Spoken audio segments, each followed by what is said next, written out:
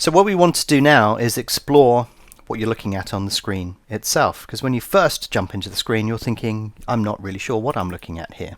So if we go into the market selection here and we do correct odds, correct score, it's not going to find that, is it?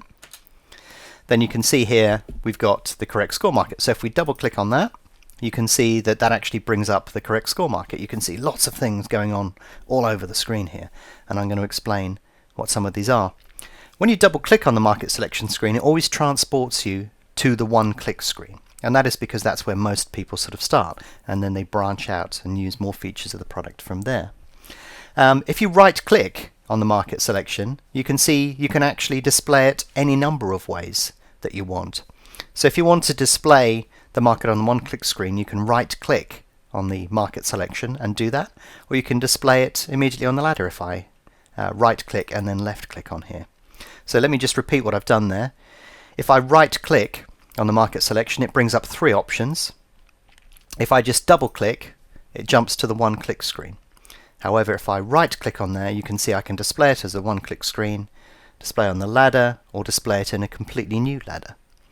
And then I would just basically left click at that point, and then it switches to that market. So you can left or right click when you're on the market selection screen. You can do something very clever. It's worth pointing it out here as well. If we want to display more than one market at the same time, all that we need to do is right click and then select this very bottom option here, display market in a new ladder window. What that will do is the following. You can see it brings up another screen, and then you can pin, move that around as you see fit, put it wherever you wish, and we're actually watching two markets at the same time. Now we do have a fantastic tool for watching multiple markets, and that is Guardian, but that is explained in another video. But basically, when you click on a market, you'll arrive at the one-click screen. And let me explain what you're looking at on this particular screen. On the left-hand side here is a range of charts.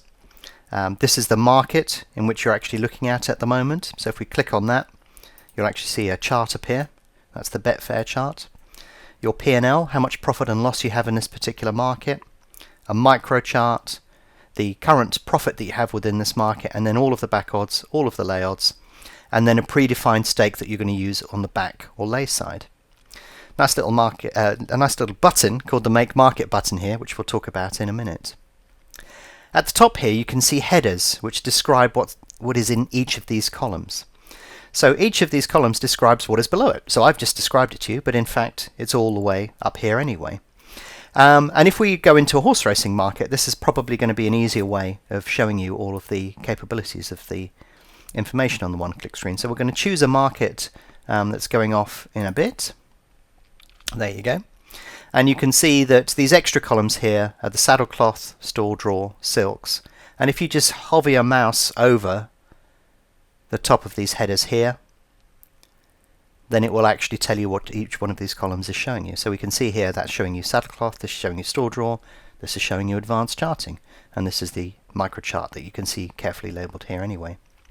Now there's no obligation to have the headers on. You can actually switch the headers off, and I tend to have them off because that gives me extra screen space. But you should only switch them off when you're very familiar with what's going on the one-click screen.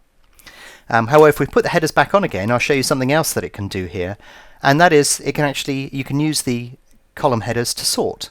So basically we could sort by price, we could do it in reverse order from highest to lowest or lowest to highest.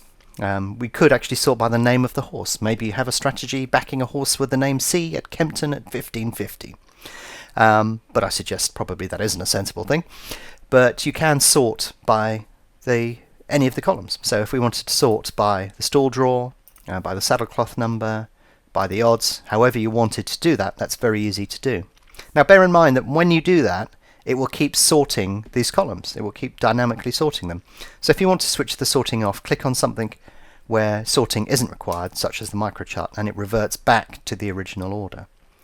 But if you see the selections or the prices jumping around up and down the one-click screen, you may actually have sorting on. You may not be aware of that.